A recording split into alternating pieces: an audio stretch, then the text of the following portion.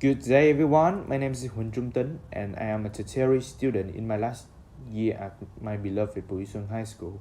Today, I will discuss my visions of sustainable food consumptions. The presentation will commence immediately without further ado. So, we are all aware that food is necessary for humans to operate normally and, of course, to survive.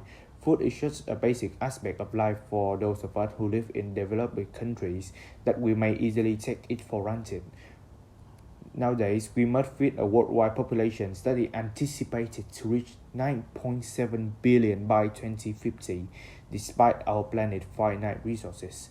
At the moment, our inefficient food production and distribution system is unable to avoid widespread famine, while also wreaking havoc on the environment.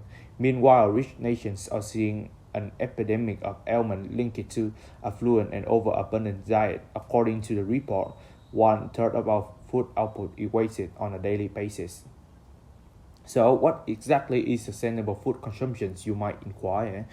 Sustainable food consumption is described as the use of food items that respond to the fundamental needs while reducing of natural resources, harmful materials, and waste and pollutant emissions across the life cycle, so as not to jeopardize the future generation needs.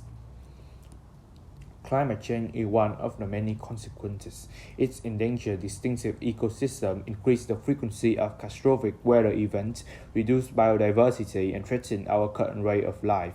Household food consumptions account for more than 60% of global greenhouse gas emissions and 50 to 80% of overall resources use.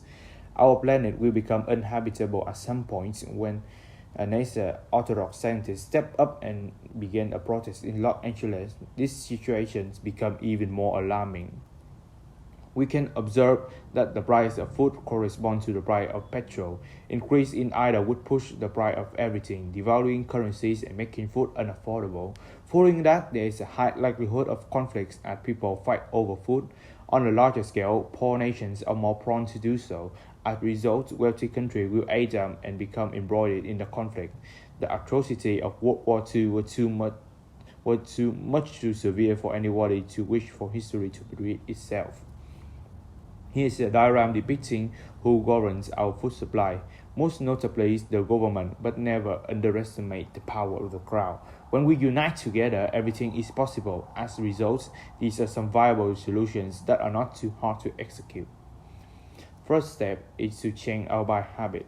For most of the part, we are inclined to purchase food based on price and store it in the fridge until it expires. So remember, only make purchases when we need to. Raising awareness is also assist in getting those around us to consider what they have done to our planet. In particular, donations will be allocated to help the less fortunate. There are also some personal benefits in exchange, such as detoxing your body as our eating habits have shifted to a healthy one.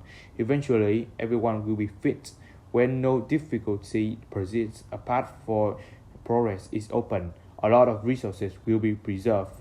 Moreover, you and your descendants will be able to see the sun rise again in tranquility and will enter a new era of prosperity. That is my representations about these subjects. Thank you for listening, and that's it the end. Thank you.